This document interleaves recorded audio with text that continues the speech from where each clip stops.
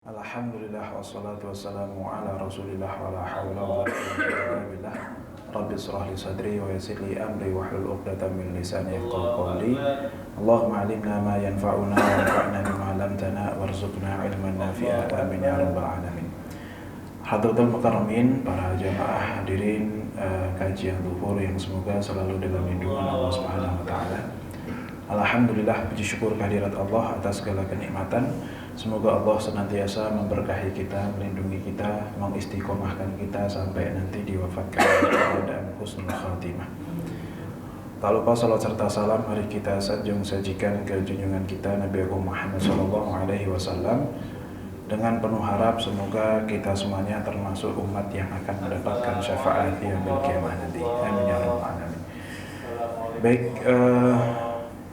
jamaah yang dirahmati Allah, insyaallah pada kesempatan kali ini kita akan membahas tentang salah satu tema yang semoga kita semuanya nanti bisa memahami dan mempraktekannya, yaitu salah satu kaidah dalam fikih muamalah, meringankan dan memudahkan.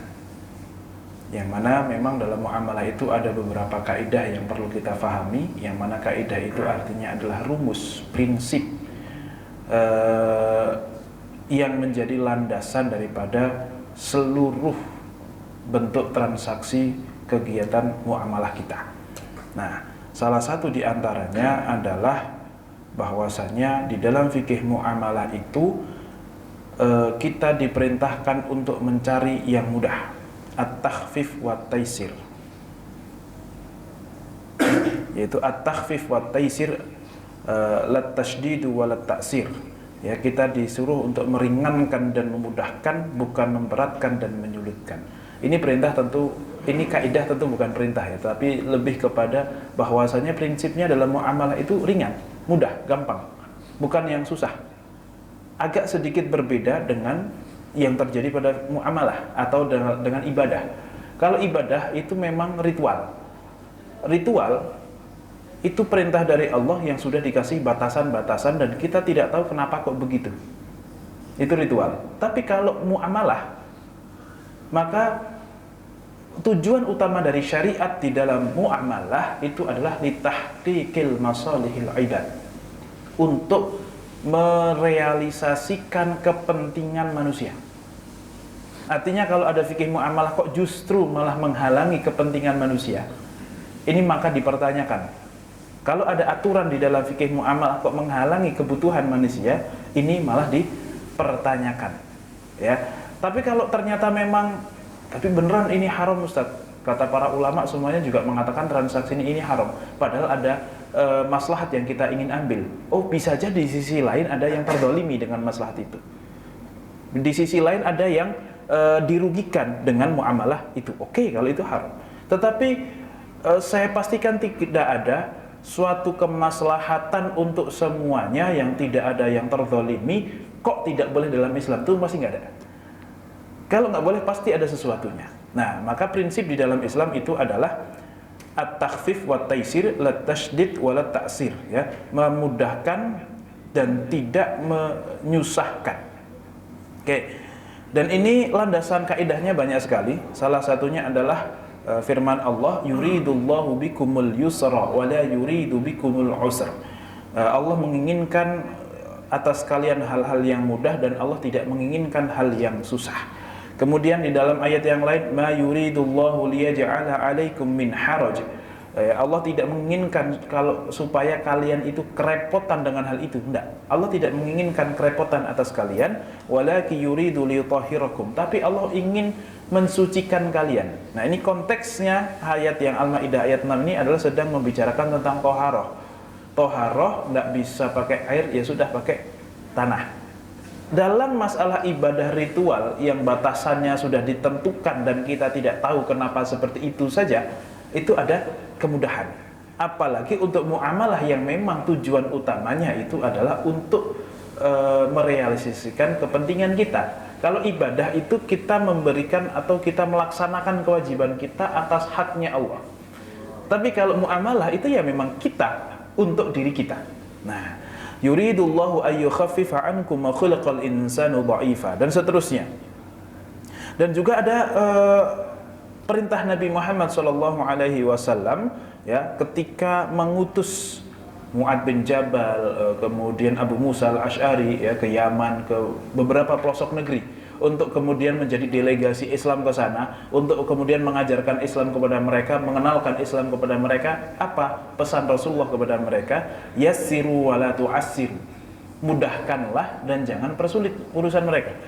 Wabashiru wa la tunaffiru, dan berikanlah kabar gembira, jangan membuat orang lain lari ya. Innama bu'ithtum muyassirin, kalian itu diutus untuk memudahkan. Walam tub'atsu mu'assirin, kalian tidak diutus untuk menyusahkan mereka. Nah, ini penting. Kita sebagai umat Islam itu hendaknya bisa merepresentasikan Islam yang mudah. Karena jangan sampai gara-gara cara berislam kita yang salah, atau cara berislam kita yang tidak bijak lebih tepatnya, kemudian orang-orang melihat bahwasanya, wah kok Islam itu berat, kok Islam itu susah. Itu jangan sampai. Karena nanti ada beberapa orang yang, kenapa kok tidak sholat? Ya karena saya kebetulan pas adzan itu, pas adzan saya lagi sibuk. Lah kan tidak harus pas adzan, setelah adzan. Iya tapi jamaahnya udah habis. Lu sholat tidak harus jamaah, kan begitu. Tapi sebagian orang nggak sholat tuh karena kalau sholat itu ya jamaah ke masjid, kalau enggak ya berarti ya enggak gitu. Terus kenapa kok enggak jamaah? Aduh, kalau jamaah itu karena harus ya ada qobliyah, ada ba'diyah, ada zikir setelahnya dan seterusnya. Nah, maka penting untuk merepresentasikan Islam yang gampang. Kalaupun mau sholat itu gampang. Enggak harus di awal waktu, enggak harus jamaah. Ya oke, itu semua afdol.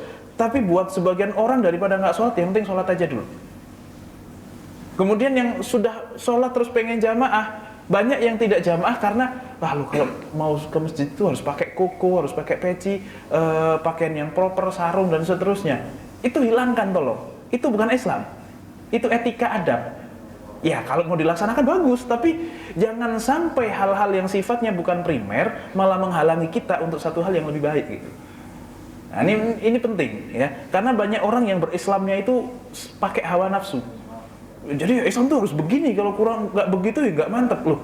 Wong syariat saja tidak mewajibkan, kok kita seolah-olah Islam tuh begitu. Nah ini, jadi kita jangan sampai kok kemudian merepresentasikan Islam itu sebagai hal yang berat. Akhirnya Islam malah menjadi masalah buat sebagian orang. Gara-gara suami kalau jamaah lama banget, qobliyah, berangkat sebelum adzan, pulang itu setengah jam setelah selesai sholat. Kenapa? Ya zikirnya lama, yang kemudian habis itu ba'diyah apa segala macam. Pas ditanya, Mas kok lama banget sih? Iya kan ba'diyah dulu, habis ini. Iya tapi kan anakmu nih loh, 5 kayak gini kecil-kecil. Boy, apa maksudnya jamaah tapi bentar saja.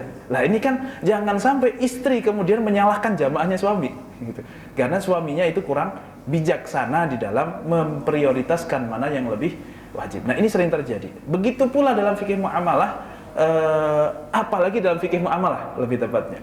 Dalam fikih ibadah saja banyak hal yang perlu kita ringankan, apalagi untuk fikih muamalah. Oke.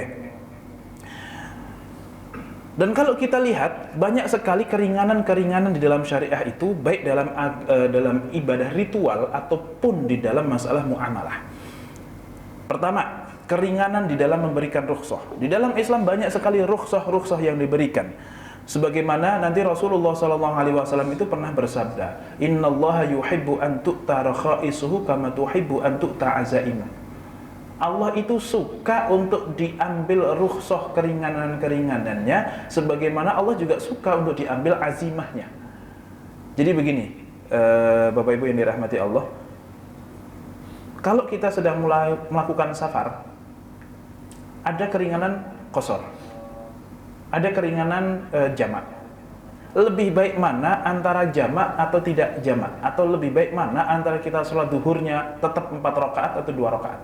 Katakanlah kita punya pilihan yang ya santai lah gitu, nggak ada buru-buru, pokoknya kita bisa 2 ya, bisa 4 ya bisa. Lebih baik mana? Sholat 2 rakaat atau sholat 4 rakaat? Lebih baik mana? Lebih baik mana? Nah, lebih baik 2. Itu kalau pakai ilmu. Tapi kalau pakai hawa nafsu, ya 2 sama 4 lebih baik mana, Pak? Nah, banyak orang kita itu merasa, iya masa kita nyantai kayak gini kok masa sholatnya cuma 2, gitu. Pakai perasaan. Tidak.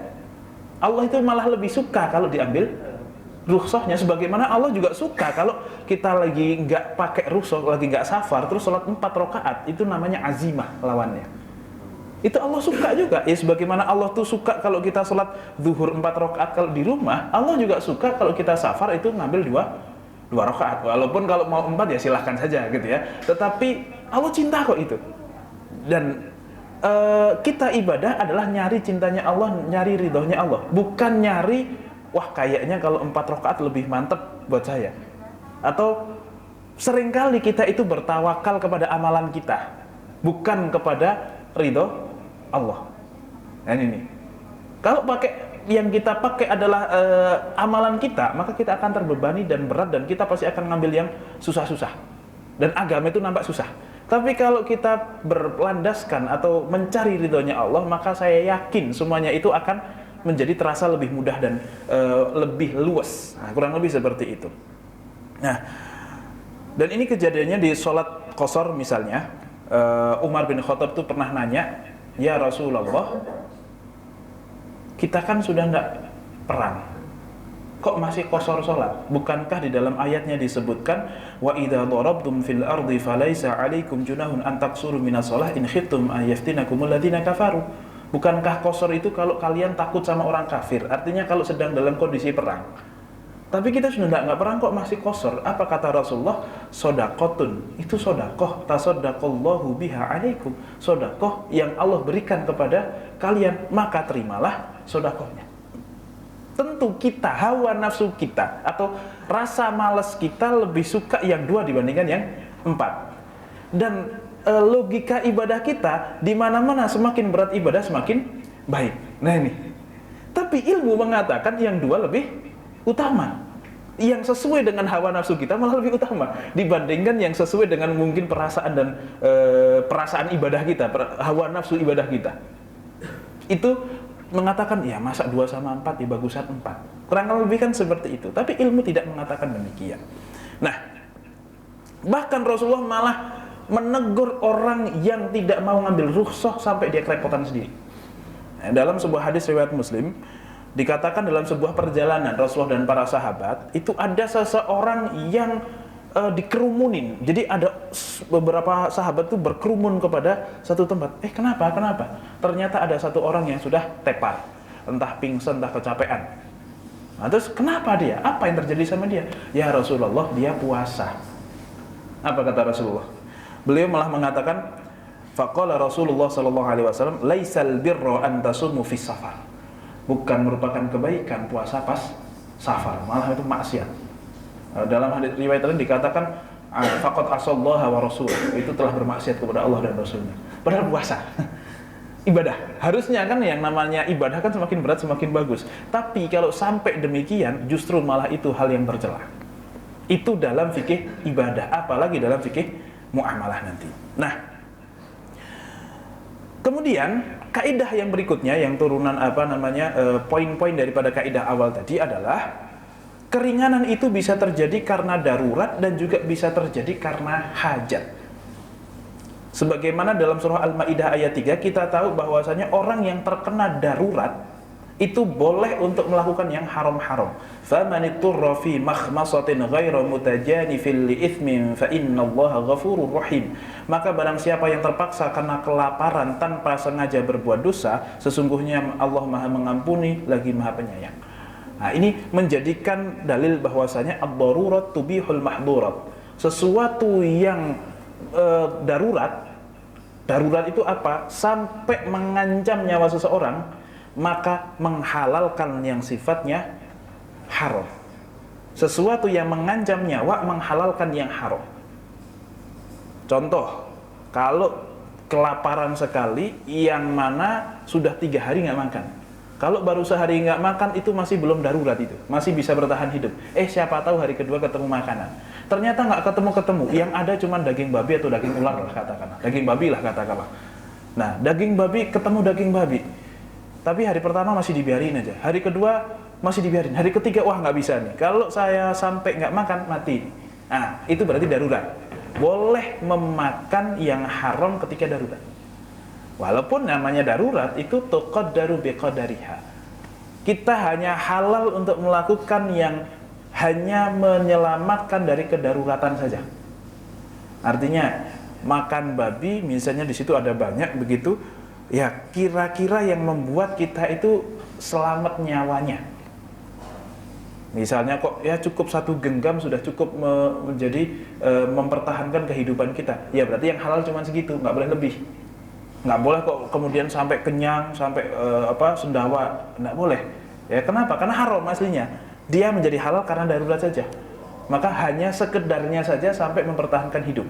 Nggak boleh sampai ke kenyang. Apalagi kok sampai bungkus, itu lebih nggak boleh lagi gitu ya. Mau kenyang aja nggak boleh kok malah bungkus. Wah mumpung darurat ini kan babi, mumpung jarang-jarang kan kita makan babi, nggak pernah malahan gitu ya. Ya mungkin sebagian kita ada yang jijik, mungkin ada yang penasaran juga kan, kata orang-orang enak kan gitu ya. Iya, saya pun juga agak penasaran sebenarnya Pak, cuman haram ya nggak bisa kan gitu. Nah kenapa babi haram? Kenapa babi haram Pak? Karena ada cacing pita. Nah, kalau cacing pitanya bisa dihilangkan, apakah jadi halal? Tidak juga. Babi haram kenapa? Karena Allah mengharamkan titik. Nah, alasannya kenapa? Pokoknya Allah haramkan titik. Nah, karena zatnya. Pokoknya Allah haramkan babi. Nggak tahu kenapa pokoknya haram. Nah sudah. Karena sesuatu yang diharamkan karena zatnya, maka tidak bisa dihalalkan kecuali ketika darurat saja. Itu karena zatnya yang diharamkan. Oke. Nah, nanti itu ada dua. Satu darurat, satu hajat. Darurat itu artinya kedaruratan, hajat itu kebutuhan. Itu sudah jadi bahasa Indonesia semuanya. Nah, apa perbedaannya? Ada 3 poin perbedaan hajat dan darurat. Satu, tingkat kesulitan hajat lebih kecil daripada darurat. Yang kedua, keringanan karena darurat tujuannya untuk menyelamatkan, sedangkan hajat tujuannya untuk memudahkan. Jadi ibaratnya orang kalau darurat itu adalah kondisi yang membuat orang bisa mati. Itu berarti kondisi darurat. Tapi kalau hajat itu hanyalah kondisi yang menyebabkan seseorang kalau tidak melakukan hal itu akan kerepotan. Berarti itu karena hajat, bukan karena darurat. Ini 2 tingkatan kesulitan yang berbeda. Kalau hajat hanya kerepotan tapi masih bisa bertahan hidup, cuman hidup dalam kerepotan. Tapi kalau darurat itu orang bisa mati. 2 tingkatan kesulitan yang berbeda. Maka nanti ada perbedaan. Keringanan itu karena darurat tujuannya untuk menyelamatkan, sedangkan keringanan karena hajat tujuannya hanya untuk memudahkan. Yang ketiga, hukum karena darurat berlangsung sementara saja. Karena kedaruratan itu sementara. Oke, sekarang tidak bisa makan ya, cuma sekarang saja, besok udah bisa, sudah ada makanan lain. Tapi kalau untuk hajat itu biasanya berlaku selamanya, karena kebutuhan itu akan selalu ada. Nah, sehingga nanti di zaman Nabi ada muamalah yang aslinya haram, kemudian dihalalkan oleh Nabi bukan karena darurat tapi karena hajat, kebutuhan. Apa? Contohnya jual beli aroya. Apa itu jual beli aroya? Jual beli kurma yang masih basah dengan kurma yang sudah kering. Kurma basah itu namanya rutop, kurma kering namanya tamer. Ini kan kemarin musim haji Pak ya, pernah ngicipin nggak itu rutop itu? Yang kurma tapi buah, karena kalau kurma kering tuh udah kayak sale, udah kayak apa ya, udah kayak bukan buah kita ngerasanya gitu ya. Tapi kalau rutop itu masih kerasa buahnya, masih agak ada asam-asam sepetnya, segernya gitu masih ada. Nah, kaidahnya adalah seseorang tidak boleh menjual belikan barang ribawi yang sama dengan takaran yang berbeda. Kan itu kaidahnya. Kurma ditukar sama kurma, itu kan syaratnya harus takarannya sama, ya, jumlahnya sama, gitu ya, dan harus tunai sekarang dan sekarang. Itu aturannya. Nah, di dalam jual beli kurma dengan rutop, tamar dengan rutop, kurma kering dengan kurma basah ini, kalaupun dijual belikan sekilo dengan sekilo, maka akan terjadi riba dan gharar di situ. Kenapa? Ya karena yang basah ini nanti kalau kering itu akan berbeda. Kiloannya dengan yang sudah kering dari awal itu sudah nggak akan berubah. Yang basah masih mungkin berubah. Maka di situ ada potensi keharaman. Tetapi karena keharamannya itu bukan zatnya, kenapa kok kemudian hal itu diharamkan? Gharar, karena ada ghararnya. Kenapa gharar kok diharamkan? Karena gharar diharamkan itu dengan alasan menimbulkan atau ada potensi keributan setelahnya. Wah, ini punya saya tuh rutopnya memang cuman sekilo. Punya sampean tuh rutopnya memang tadi saya timbang sekilo. Pas nyampe rumah atau agak kering jadi menyusut harganya. Jadi kiloannya segini. Kan gitu. Ada kemungkinan seperti itu. Tetapi karena ada kebutuhan hajat, bukan darurat tapi hajat, sehingga hal itu diperbolehkan. Ya, jadi karena ada hajat, hal yang diharamkan bukan karena zatnya tapi karena sebab lain, itu menjadi diperbolehkan. Oke. Nah, tapi nanti ada batasannya, dengan batasan tidak boleh lebih dari 820 kilo untuk jual beli kurma basah dengan kurma kering. Itu batasan maksimal. Artinya kalau lebih dari itu haram. Kalau kurang dari itu, maka ribanya masih nggak dianggap, gharornya nggak dianggap karena ada kebutuhan. Nah, kenapa kok kemudian bisa halal itu riba dan itu gharor? Karena riba dan gharor haram hukumnya untuk dilakukan, bukan karena riba dan gharornya, karena di situ ada unsur kedzalimannya. Nah, kalau unsur kedzalimannya itu kok bisa dianulir, kemudian oke deh saya nggak apa-apa terima, oke deh saya nggak apa-apa terima, maka itu bisa halal jika merupakan kebutuhan banyak orang. Itu hajat. Nah, itu kaidahnya seperti itu. Nah, sebagaimana disebutkan oleh para ulama, ma haruma lidzatihi yubahu liddarurah wa ma haruma lisaddid dzari'ah yubahu lil hajah.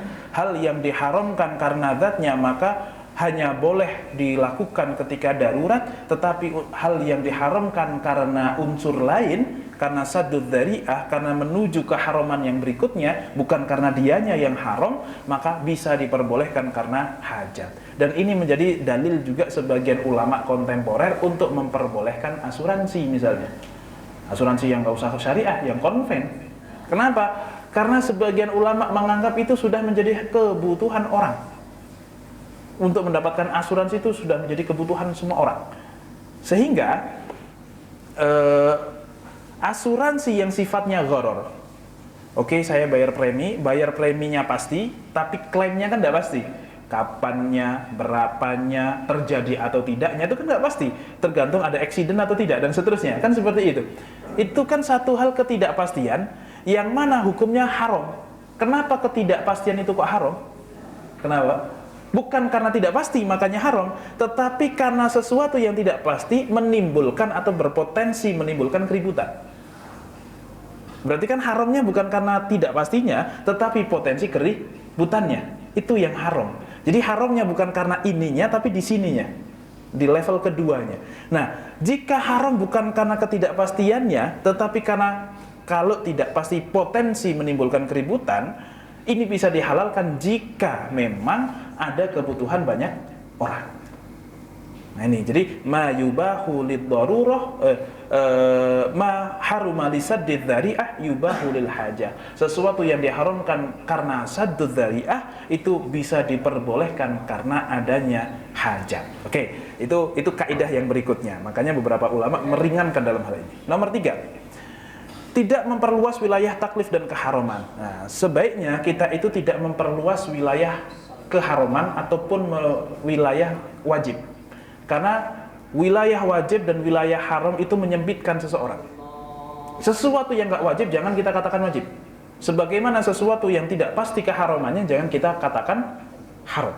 Karena kalau kita dengan mudah mengatakan wajib dan dengan mudah mengatakan haram, maka seseorang akan menjadi sempit.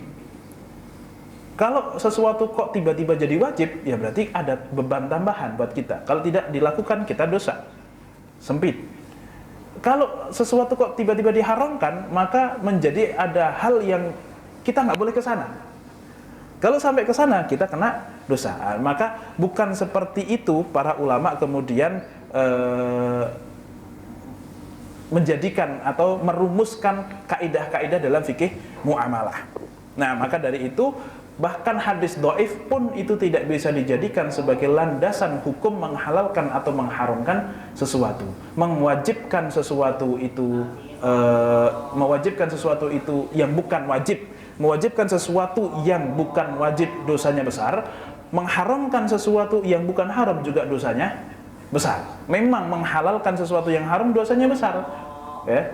Tetapi karena asal segala sesuatu itu adalah halal, maka kita harus pahami selama tidak ada unsur haramnya berarti masih halal. Sebagaimana segala sesuatu itu tidak wajib kecuali yang Allah wajibkan. Nah gitu. Jadi memang pada dasarnya kita itu tidak terbebani apapun kecuali yang Allah bebankan dengan kewajiban atau dengan keharaman. Oke. Kemudian yang berikutnya, adanya khilafiyah antar ulama itu memberikan keluasan bagi kita semuanya. Bahkan dikatakan dalam suatu ungkapan bahwasanya ikhtilaful ulama rahmatun kama anna ijma'uhum hujjatun qati'atun. Jadi banyak ulama yang mengatakan satu kaidah, perbedaan pendapat di kalangan ulama itu merupakan rahmah, kasih sayang, itu merupakan wilayah yang memudahkan kita semuanya. Sebagaimana kalau ulama sudah sepakat maka itu tidak boleh dilanggar batasannya. Nah, jadi kita harus paham juga, bukan memudahkan yang Islam, bukan bermudah-mudah, bukan menyepelekan, tetapi kalau memang mudah ya kita permudah, kalau memang susah ya kalau memang tidak diperbolehkan ya jangan kita tabrak. Ya, jadi kalau sudah ulama kok berbeda pendapat ya sudah, alhamdulillah ini menjadi satu keringanan buat kita semuanya, menjadi modal untuk meringankan orang lain, untuk bertoleransi kepada orang lain. Sebagaimana kalau mereka sudah ijma, ya kita tidak boleh melanggarnya. Nah, jadi kayak misalnya muamalah pernikahan beda agama, laki-lakinya muslim, perempuannya itu ahli kitab Yahudi atau Nasrani, itu boleh atau tidak boleh? Itu terjadi khilaf. 4 mazhab mengatakan boleh, tetapi nanti Ibnu Abbas dan seterusnya itu mengatakan tetap tidak boleh. Yahudi dan Nasrani meskipun perempuannya, laki-lakinya muslim, perempuannya Yahudi dan Nasrani tetap tidak boleh. Nah, MUI Indonesia mengambil pendapat yang itu. Tetapi kita masih bisa mentoleransi orang-orang yang kemudian laki-lakinya muslim, perempuannya ahli kitab. Karena memang ikhtilafnya ada. Ya monggo silakan. Alhamdulillah berarti pernikahan Musa, kamu tidak zina, anak Musa dan seterusnya. Ya, meskipun itu tidak dianjurkan, tapi ya kalau terjadi ya sudah. Kan lebih mudah seperti itu. Ini yang memang wilayah diperbolehkan. Di wilayah ikhtilaf, monggo kita bisa, kalau saya tetap nggak mau lah. Monggo silahkan, bagus. Kalau saya sih kayaknya tetap mau dan ya monggo silahkan. Itu dua hal yang sama-sama boleh. Tetapi kalau ulama sudah ijma'nya contohnya perempuannya muslimah, laki-lakinya non muslim, apapun agamanya, ulama sepakat tidak boleh, tidak bisa kita berbeda pendapat. Ini harus dihormati karena sudah sampai wilayah kesepakatan. Nah, ini maka di sini disebutkan perbedaan pendapatnya ulama itu rahmah. Kalau yang berbeda pendapat kok ulama. Tapi seringkali kita itu memperbolehkan sesuatu atas dasar pendapat seseorang yang bukan ulama. Nah, ini jadi masalah ini. Ya kalau bukan ulama tidak bisa dijadikan sebagai landasan. Memang betul, ikhtilaf ulama itu rahmah itu betul, tapi ulama syaratnya. Kalau bukan ulama, itu jadi masalah. Perbedaan pendapatnya orang awam, apalagi bukan di ranah diskusi, bukan di ranah akademisi, ya, tapi di ranah grup WhatsApp dan kopas dari WhatsApp sebelah, itu pasti jadi ribut itu. Maka tidak jadi rahmah perbedaan pendapat itu biasanya. Kalau bukan dari para ulama, tapi kalau dari para ulama itu jadi rahmah. Sebagaimana kesepakatan mereka itu adalah batasan yang tidak boleh dilanggar. Nah, bahkan Umar bin Abdul Aziz pernah mengatakan, "Ma uhibbu anna ashaba Muhammadin sallallahu alaihi wasallam lam yakhtalifu li'annahu law kana qawlan wahidan kana an-nasu fi dhiqin." Saya nggak suka kalau sampai para sahabat itu kok sepakat dalam satu pendapat. Atau betapa sukanya saya, betapa bahagianya saya melihat para sahabat itu kok berbeda-beda pendapat. Karena kalau sampai mereka sepakat dalam satu hal, misalnya nyentuh istri itu membatalkan atau tidak, kok semua sahabat mengatakan nyentuh istri itu batal langsung. Ini kan jadi susah kita. Jadi ada yang nyentuh nggak batal, kita harus katakan salah. Ada yang nyentuh nggak batal, berarti harus kita katakan salah. Kenapa? Karena seluruh ulama sudah sepakat, kan gitu. Ya untungnya di banyak hal ulama berbeda pendapat, sahabat berbeda pendapat, sehingga manusia banyak pilihan. Oh, yang kayak gitu ya ada dasarnya, yang kayak gini juga ada dasarnya. Memudahkan kita untuk toleransi, untuk husnudzon kepada orang. Nah, namanya toleransi itu harus ada dasarnya. Bukan toleransi cuman malas ribut. Nah, banyak kita toleransi itu cuman karena malas ribut. Toleransi itu ada dasarnya. Oh ya memang boleh. Ya kalau memang boleh kita toleransi atas nama boleh. Kalaupun aslinya tidak boleh kita toleransi atas nama, oke, dia melakukan hal yang tidak boleh pun, itu batasannya sampai mana?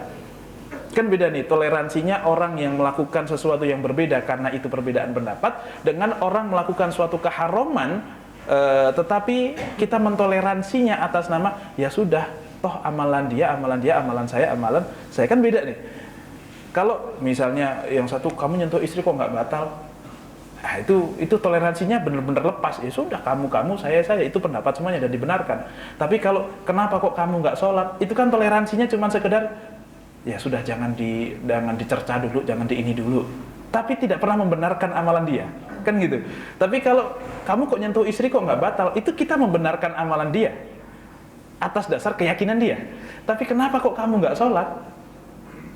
Itu toleransi kita hanya sebatas ya mungkin sekarang belum, oke kita ajaknya dengan cara yang lebih bagus, tapi tidak pernah kita menunjukkan sikap bahwa yang dia lakukan itu benar. Ini kan dua hal yang berbeda. Oke. Kemudian yang berikutnya, para ulama lebih mengutamakan hal yang lebih mudah daripada yang lebih hati-hati. Di dalam fikih muamalah, rata-rata ulama lebih memilihkan fatwa yang mudah dibandingkan yang hati-hati. Untuk fatwa, meskipun untuk pribadi biasanya mereka memilih hal yang lebih susah, ya, dan lebih hati-hati. Ini contoh dalam masalah muamalah misalnya, dalam masalah ibadah misalnya. Imam Ahmad bin Hanbal suatu ketika ditanya sama jamaahnya, wahai imam, kalau lumpur atau sholat pakai baju yang terkena lumpur itu sah apa enggak? Jawaban Imam Ahmad, oh sah, enggak apa-apa, itu enggak najis kok. Nggak apa-apa, aman, sholat saja pakai baju yang terkena lumpur. Oke. Hari kedua Imam Ahmad bin Hanbal telat ngimamin. Namanya imam zaman dulu tuh Pak, kalau telat itu ditunggu. Kalau imam zaman sekarang kalau telat diganti imam lain, kan gitu ya. Nah, tapi Imam Ahmad nggak ada yang berani gantiin ya. Kalau imam-imam model kita ini kan gantiin aja kan gitu. Emang siapa kita kan? Oke. Akhirnya ditunggu lama. Setelah ditunggu lama, wahai imam kok tumben telat? Ditanya Imam Ahmad. Terus Imam Ahmad jawab gini, oh iya tadi itu saya berangkatnya cepat sebenarnya, cuman pas di tengah-tengah jalan baju saya terkena lumpur. Ya karena terkena lumpur saya balik lagi, saya ganti baju ke sini untuk sholat, makanya saya telat. Kan gitu jawabannya. Yang kemarin nanya itu denger. Nah, kira-kira jawabannya apa Pak? Reaksinya apa? Loh Imam, kemarin katanya nggak apa-apa, sekarang sampean kok pulang gara-gara bajunya terkena lumpur. Apa kata Imam Ahmad? Lah itu fatwa saya. Kalau tanya nggak apa-apa atau boleh atau tidak boleh, ya boleh, nggak apa-apa. Cuman yang saya lakukan ini ketakwaan saya hati-hati saya nggak mau sholat kecuali dengan maksimal. Ini dua hal yang berbeda nih. Oke, kita mau hati-hati silahkan, tapi untuk diri kita, untuk orang lain, cobalah selama masih ada ruang, kasih ruang itu. Itu dalam muamalah. Nanti Imam Imam Abu Hanifah juga melakukan hal yang sama. Fatwa Imam Abu Hanifah adalah memberikan hadiah kepada orang, saya punya utang sama A. Saya boleh untuk memberikan hadiah kepada si A di dalam masa saya masih berhutang sama dia, asalkan hadiah ini tidak saya sepakati di awal dan saya tidak sebutkan ada kaitannya dengan utang piutang saya. Itu boleh. Meskipun hadiah itu akan menjadi tambahan bagi si orang yang memberikan pinjaman ke saya. Kan itu sebuah bentuk tambahan kan. Tapi boleh dalam mazhab Hanafi asalkan tidak disepakati di awal dan tidak disebutkan itu ada kaitannya dengan hutang. Meskipun bisa jadi ada kaitannya dengan hutang. Ini kan agak longgar di sini. Sedangkan mazhab yang lain mengatakan pokoknya nggak boleh kecuali setelah selesai utangnya baru boleh ngasih hadiah. Kebanyakan ulama mengatakan demikian, dan di hadisnya pun secara zahir kurang lebih seperti itu. Tetapi Imam Abu Hanifah sendiri pernah suatu ketika diutangin sama orang. Oke, di masa dia masih dihutangin itu, Imam Abu Hanifah lewat di samping rumah dia. Kebetulan itu terik matahari. Yang mana rumah orang itu ada kanopinya. jalan itu sebagian jalan terkena dilindungi oleh kanopinya itu sehingga agak nggak panas gitu di bawah atapnya si tetangga itu yang kemudian pinjam sama Abu Hanifah. Abu Hanifah yang harusnya jalan lurus itu dia bela-belain melipir, melipir menghindari kanopinya orang yang punya utang sama Abu Hanifah. Pas ditanya kenapa Abu Hanifah kok melipir gitu, iya dia punya utang sama saya, takutnya saya mendapatkan manfaat dari dia berupa lewat di bawah kanopi yang miliknya dia. Itu kan padahal juga nggak merugikan dia gitu ya, sama sekali tidak merugikan, tapi bentuk kehati-hatian untuk dirinya sampai segitu. Tapi ketika menfatwakan, ya memang nggak haram kok, potensi haramnya di mana? Wong itu hadiah bukan dalam rangka pinjam meminjam, itu hadiah juga tidak ada kaitannya dengan pinjam meminjam. Ini adalah akad yang benar-benar terpisah dan berbeda. Ya sudah, kenapa kok diharamkan? Itu fatwanya. Tapi beliau sendiri bahkan cuma lewat bawah kanopinya beliau nggak mau. Nah ini betapa para ulama itu ketika fatwa mencoba untuk meringankan seringan-ringannya selama tidak nabrak syariat. Tapi begitu mengamalkan beliau, mereka-mereka ini sangat berhati-hati di dalam melakukan suatu amal. Nah itu sikap yang perlu kita contoh. Nah, sebagaimana Rasulullah SAW itu dikatakan oleh Aisyah, tidaklah Rasulullah SAW diberikan pilihan dua perkara kecuali beliau pasti memilih yang paling memudahkan. Nah, bahkan sampai ada suatu ketika orang yang ngadu sama Nabi, Nabi mulai sekarang saya nggak mau sholat subuh jamaah lagi. Kenapa? Karena imamnya sholat subuhnya itu kalau sholat bacanya kepanjangan. Akhirnya Rasulullah marah. Yang kata riwayat ini, tidak pernah aku melihat Rasulullah marah semarah itu. Akhirnya imamnya dipanggil dan dikatakan, wahai orang mukmin, faman amman nasa falyatajawaz. Kalau jadi imam tolong diperpendek. Karena di belakang kalian itu ada yang lemah, ada yang sepuh, ada yang punya hajat, ada yang punya anak, dan seterusnya dan seterusnya. Jadi jangan kepanjangan kalian. Justru malah yang disalahkan adalah yang memperberat.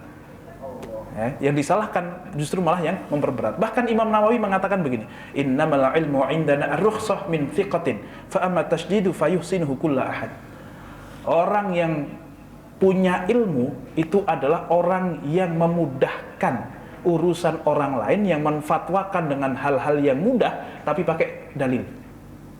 Sedangkan memberatkan urusan itu bisa dilakukan semua orang. Jadi kalau alim itu pasti akan lebih memudahkan. Kalau cuma sekedar ngasih yang berat-berat semua orang bisa. Ini boleh apa enggak? Harus enggak boleh. Kan kayak gitu. Semuanya enggak boleh itu selesai, aman.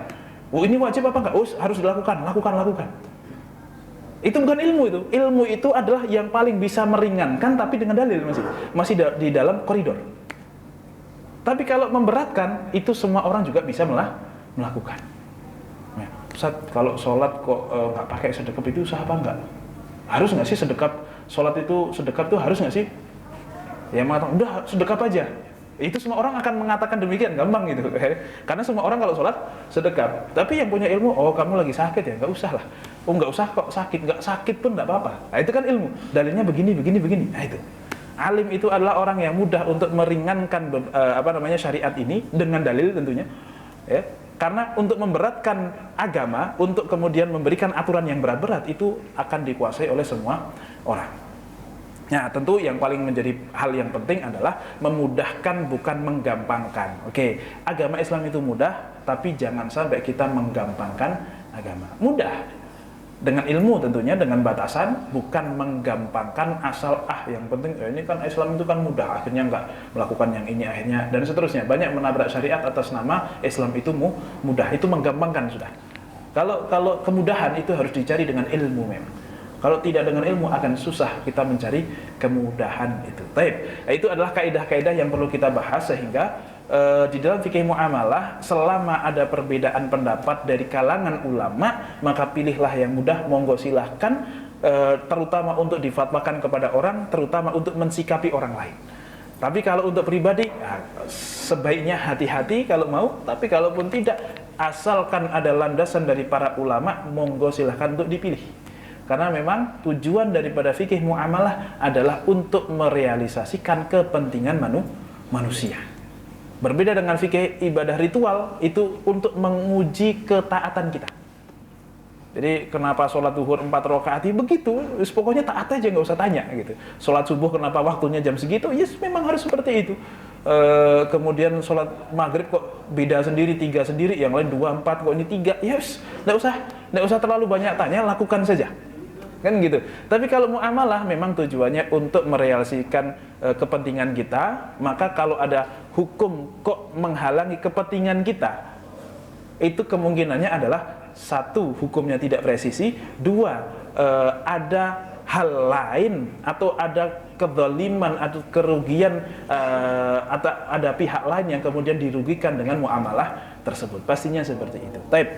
Allahu a'lam bishawab. Saya kira cukup untuk materinya. Tapi sebelum kita tutup, apakah ada yang ingin disampaikan, ditanyakan terkait materi ini? Jika ada, cukup ya, insya Allah. Cukup, tidak ada yang ditanyakan. Semoga kita faham apa yang kita bicarakan, dan semoga kita semuanya dimudahkan oleh Allah untuk bisa menjalankan syariatnya, mendapatkan ilmu yang bermanfaat, supaya kita bisa bermuamalah dengan luwes tetapi tetap dalam koridor syariah. Semoga keberkahan selalu menyertai kita semuanya. Amin ya rabbal alamin. Mungkin cukup itu dari saya, kurang lebihnya mohon maaf. Billahi taufiq wal hidayah. Wassalamualaikum warahmatullahi wabarakatuh.